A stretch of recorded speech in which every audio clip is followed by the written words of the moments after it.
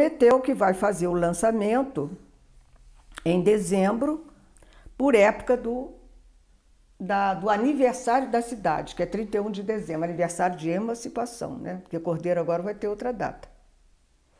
Vai ter a data de fundação, que eu acho que tem que ter o mesmo tratamento, se não um tratamento maior.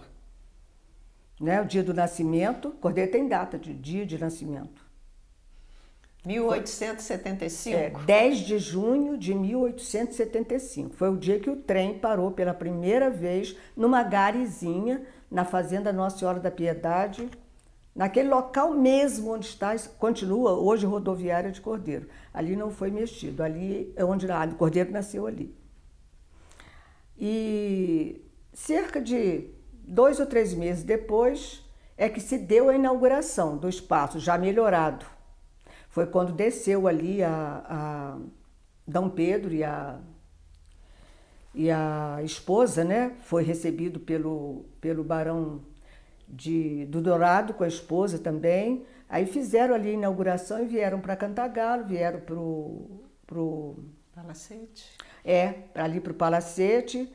E o Barão do Dourado até os acompanhou, né? Veio junto também. Mas aí já estava fundado o Cordeiro, já havia até algumas propriedades ali por volta, um pequeno comércio, alguns imigrantes já se integrando ali, né?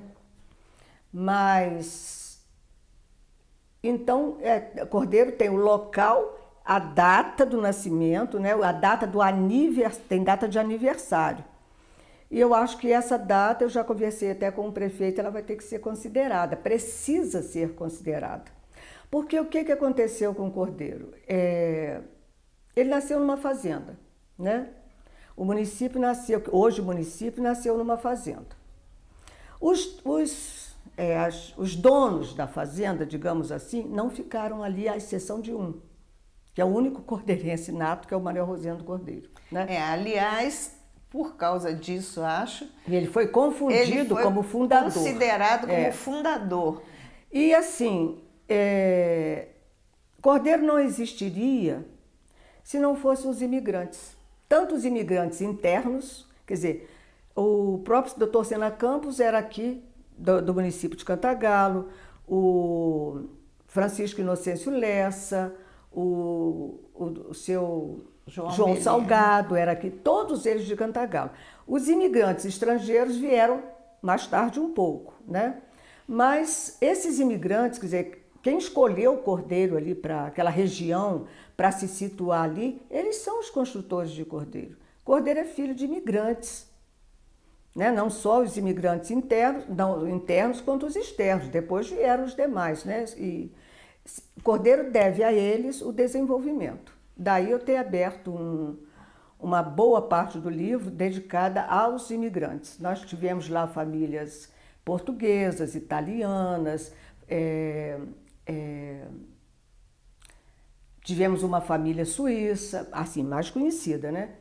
Francesa, a família Duprá, tivemos imigrantes holandeses, né? Que já eram de Cantagalo, né? Já estavam em Cantagalo. Então, são assim, anteriores à fundação de Cordeiro. E aconteceu um fato deles se sentirem bem, acho que se sentiram assim, um pequeno povoado, chegaram e foram tecendo, né? Cordeiro é um tecido das mãos, fruto das mãos desses tecelões, né? Digamos assim, a construção foi toda com eles. Inclusive, Madalena, uma região de onde veio muita gente para Cordeiro, às vezes não diretamente, às vezes já saíram de Cantagalo, de Talcara, das redondezas, mas que até hoje existem muitos representantes em Cordeiro, são os libaneses. Os libaneses tiveram um poder muito grande, foram umas 6 famílias libanesas, né? Já conversamos sobre isso, eu conversei aqui com o presidente aqui do Instituto, tivemos ocasião de nos falar até sobre isso. Algumas famílias até comuns a Cantagalo também, né? Os Richa, né? Lá nós tivemos os Múcios, Nacife, tivemos os Massaú, Salomão, Simão, Enfim, foram várias famílias e eu tive a oportunidade de estar com os descendentes ainda, que passaram informações, fotos, etc. Um registro muito interessante. O comércio de cordeiro se deve a eles. Aquele centro de cordeiro ali, aquela avenida ali, é uma avenida libanesa, né? Só comércio de libaneses mesmo. E as coisas foram, né? Foram dando certo, digamos assim. Aí Cordeiro criou áreas de... Peraí, eu também, né, já estou crescidinho, preciso me emancipar, né? Dava uma boa renda a Cantagalo, porque tinha um comércio muito grande, muitas famílias, muitos impostos. E achava que Cantagalo não dava o retorno necessário. Cordeiro queria crescer e precisava muito né? Então isso, eu sempre falo com a Leni, eu vejo como uma família, que um filho cresce, né, estuda, né, quer autonomia. Aí o pai, agora a gente já não vê tanto, mas era assim, o pai resistia um pouco a dar a autonomia ao filho, né? E foi isso que aconteceu. E como a política é que resolve tudo, Cordeiro conseguiu a emancipação o dia que ele teve um apoio político maior, do Estado e até da Federação, né? Mas é uma história, Celso, assim, agora estou me dirigindo ao presidente aqui, Leni, que nos mostra o quão é importante o afeto do povo à sua terra, que às vezes nem é a sua, mas é uma terra que você abraçou. Aliás, Madalena, no seu livro, você dá muita ênfase a isto, porque houve grandes líderes, como ela falou. Sim, né? liderança. O João Bellini Salgado, que Sena foi Campos, assim, né? fora de série, muitos eventos e muita assim, coisa, mas o povo sempre apoiou. E sempre teve aquela vontade de ver o lugar se desenvolver, de ver o lugar crescer. O povo, era o povo que fazia. Mas a gente hoje, você olha e entende, Cantagalo, Cordeiro era aquilo, né? Cantagalo tinha, à época, quantos distritos? Quer dizer, não podia ter um olhar único, né? Mas nós tivemos 2 presidentes de Câmara aqui que Cordeiro venerava à época, né? Hoje talvez nem conheçam ou desconheçam que eles foram importantes para Cordeiro, que é o César Frejanes, né? E o Padre Veiga, que substituiu o Honório Pacheco, né? Houve uma eleição, houve um incidente, ele precisou assumir, mas foi eleito.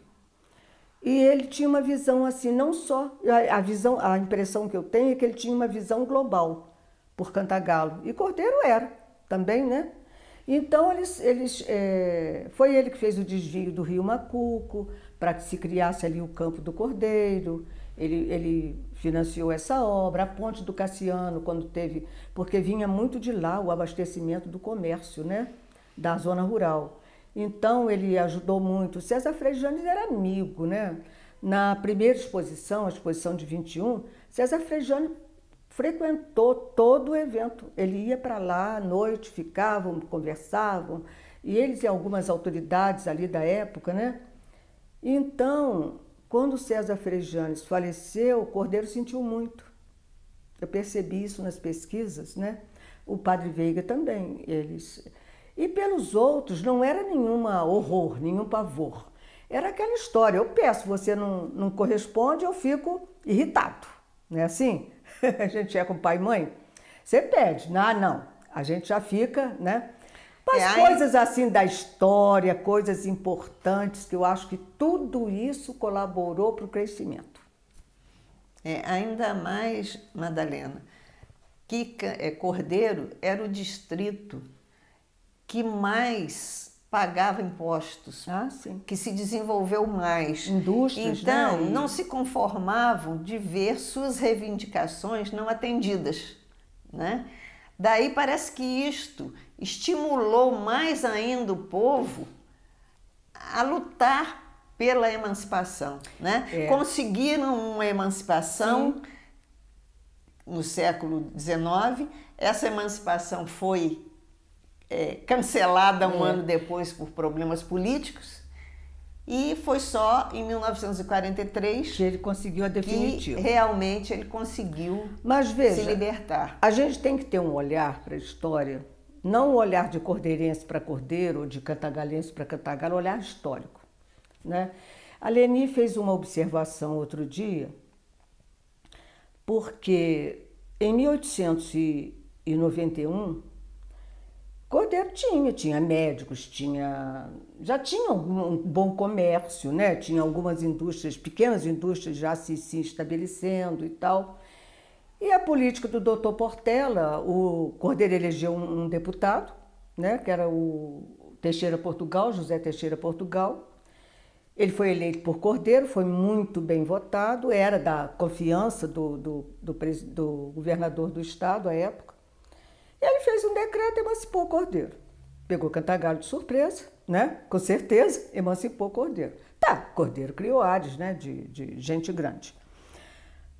Aí no ano seguinte, Cantagalo conseguiu retomar. E Cordeiro deixou de ser um povoado, um simples povoado, para ser terceiro distrito. Já foi um crescimentozinho. Mas Leni outro dia falou de um comentário de um escritor cantagalense, do Clélio Artal, onde eu não li o livro dele, conheço algumas colocações dele, dizendo que, na verdade, a Cordeiro não estava ainda no momento certo para se emancipar, né? Foi uma precipitação política, digamos assim. E o meu olhar hoje, eu falei, Leni, eu concordo plenamente. Não era, tudo tem seu tempo, debaixo do céu e da terra, isso tá, né, é bíblico. E não chegou a hora onde o Cordeiro já não estava, né, politicamente, economicamente, né, socialmente mais bem preparado para se tornar um município? Então a gente não pode ter esse olhar retrógrado ou então de sentimental para a história, né? Você tem que ver as coisas com... Agora, eu tenho que registrar o que aconteceu. Eu não posso colocar minha visão hoje de historiadora, entre aspas, com o meu pensamento. Não, eu tenho que dizer que aquela época foi assim, né? Então, é isso que eu quero deixar assim para os cantagalenses, porque eu não quero que em momento algum a minha obra pareça que ela é... Como que eu vou dizer? Uma obra que quer exaltar Cordeiro e diz... Não, pelo contrário. Tive muito cuidado, eu falo com Leni isso, muito cuidado com esse tratamento, né? Então, a gente tem que admitir, Cantagalo teve um momento que eu tentei abrir a obra com o contexto histórico do momento da fundação de Cordeiro. Ele foi criado no último quartel do século XIX, né? Então, como é que era o mundo, como estava o Brasil, como estava a província do Rio de Janeiro, que era província ainda, e vi até aqui. Então, eu não tinha citado Cantagalo, eu falei, Leni, eu não posso. Se eu venho de um contexto maior para um menor, eu tenho que citar Cantagalo, porque não nasceu ali. Você aí diz que foi o berço. Sim, aí eu falei, Cantagalo, berço regional, né? O berço da região. Então, depois eu fui me inteirando também da história de Cantagalo, fui vendo como os acontecimentos, né? Eles são assim, têm um peso muito grande. Às vezes nem é aquilo que as pessoas esperam, né? Depende muito do momento político, depende muito é uma série de fatores que interferem na história, a gente sabe disso, né?